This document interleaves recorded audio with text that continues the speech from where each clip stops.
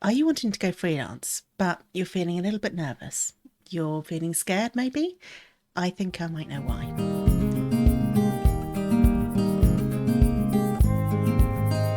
Welcome back to the Freelancers Tea Break, this short and sweet podcast that you can enjoy whilst you're making a brew. And this week is going to be all about 3 common fears that people have about freelancing. So this is going to be for anybody that is thinking about going freelance, they're thinking about doing it on the side, or they're ready to make the jump.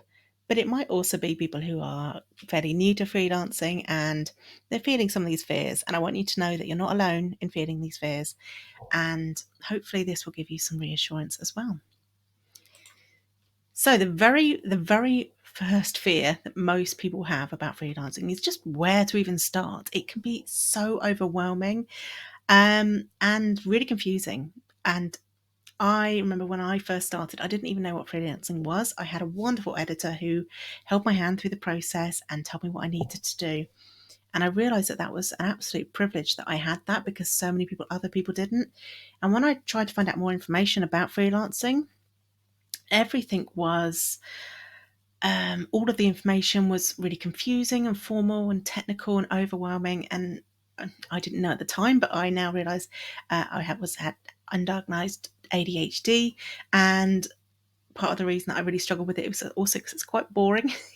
So one of the things that I've always wanted to do is provide as much information as possible about freelancing to make it as accessible as many people as possible, without being overwhelming, without being completely full of business lingo and things like that. I want this to be accessible and fun and interesting.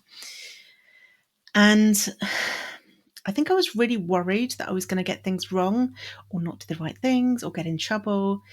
So when it comes to knowing where do you even start, what are the things that you need to do, I have something that I'm going to tell you a little bit more about just at the end. But please don't be so scared about whether you're doing all the right things, because there is so many resources out there and information that can help you through the process. And even people like HMRC, who I was really nervous about, calling them when I was concerned about my tax and things like that, they were actually really lovely and helpful. They wanted to help. So please don't be scared, because there is help out there. You might be working on your own, but you're not alone. So where do I even start is a really common one. Like, it can feel really overwhelming. The next big one is admin and finance. So this again is something that people really worry that they're going to get wrong, and there'll be really big financial or legal repercussions. So the most common things that people talk about with this kind of thing are contracts, terms and conditions, insurance, paying the tax, doing their self-assessment. Doing the self-assessment is something that terrifies a lot of people. All of these are things that people get really nervous about. But the great thing is nowadays that there are so many tools out there that make it easier. Even down to doing your self-assessment, you can do it through the digital portal. And I use a tool called Free Agent that does all my invoicing, all of my bookkeeping. It has my bank feed gets imported, so it makes it much easier to work out what's expenses and where my invoice payments are, all those sorts of things. And it will even partly fill in all of my self-assessment for me. Now, I will say I now have an accountant who also does my bookkeeping. If you're going to outsource anything when you're getting started, I highly recommend hiring an accountant or a bookkeeper. A lot of them are really affordable now. You can pay them monthly. I think I pay mine sort of £25 or £30 a month for basic accounting, and then additional on that for the bookkeeping. But it just saves me so much stress, and I think it actually saves me money as well, because there's things that I wouldn't have thought of or didn't know were things that you could be expensing. And also, as I mentioned, HMRC are actually really helpful if you give them a call, if you're concerned about anything or have any questions. Just maybe avoid January. January is when everyone's doing their self-assessments and it gets really busy. So maybe try and avoid that time or think ahead. Also, some of the things that I've mentioned there, insurance. A lot of people are not sure if they need to get insurance. If you want to join my Facebook group, the Freelance Lifestylers, we actually have a Q&A in there with an insurance provider, and they'll answer any questions you've got. So you can feel free to go in, read some of the Q&As there, and work out if it's right for you. But a lot of the new providers, like Superscript, who is the provider there, they've got a great website where it makes it really clear whether you need it or not. And also pensions are another one that comes up really often. And the great thing is pensions actually are really simple to get your head around as a freelancer. I do have a training on that, but I would say Penfold and Pension B are the two big players, and some of the other ones, Hiscox, people like that. They all do great pension options for freelancers.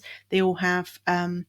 It probably took me five, maybe 10 minutes to set up my pension, so incredibly quick, all through their phone app or their step-by-step website. Really easy.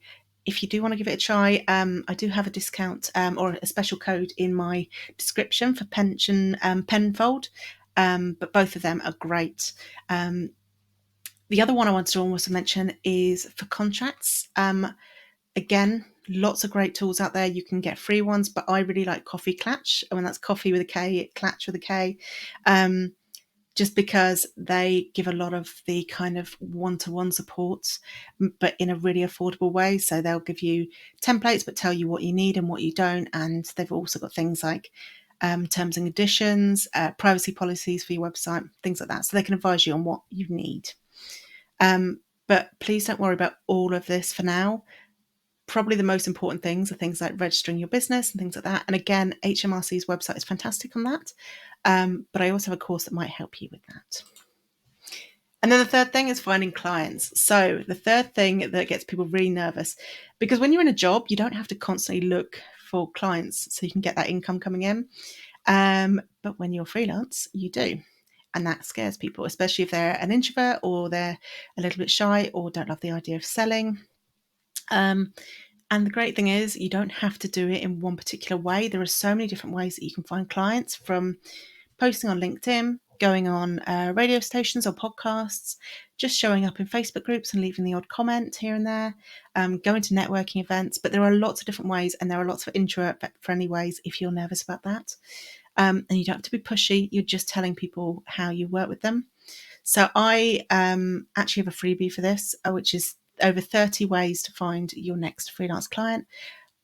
I very much have a pick and mix approach every week. I don't do the exact same thing every week. I'm ADHD. It doesn't work for my brain.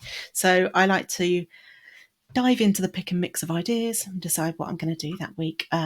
So there's lots of ideas in there across social media, networking, referrals, and pitching, including some templates and things like that as well. But it doesn't have to be a huge part of your week. It can be little sprinkles that you add into your week. So the reason I'm sharing this is because one of the big things I've been working on over the years, and I've been freelancing since 2009, and it's been really important for me that I make freelancing as accessible as possible for as many people as possible. So I set up the 30 Days to Go freelance course. It's only £19 and it takes you through all the steps you need to get started, from business planning, identifying your USP, to working out outgoings, incomings, your finances, the tax, how much to put aside, registering your business, contracts, terms and conditions, dealing with difficult clients, invoicing, chasing invoice, lots and lots of different things, but they're all bite size. And I have made it as accessible as possible by having each of the lessons as text-based, but you can also listen to them as an audio podcast as well if you prefer to do that. And there's a Facebook group that will support you if you need that. So if you want a bit of accountability and you want some support and you want just someone to hold your hand through that, that's something I can definitely do. The description will be, the link will be in the description. So please do have a look. There's also loads of resources on freelancelifestyle.co.uk, including the 30 ways to find your next client freebie. And of course, you can also join the newsletter, the free newsletter, where on Mondays you get a freelance to-do list of 3 things that you can try that week. And on Fridays, there's lots of tips and advice and tutorials for freelancers. I hope you find that useful. Please know that everybody is nervous about these things, and the best thing you can do is talk to somebody and get advice rather than worrying about it. I'd love to see more people embracing freelancing and loving their freelance career. So I will see you in the next episode. Have a lovely freelance week.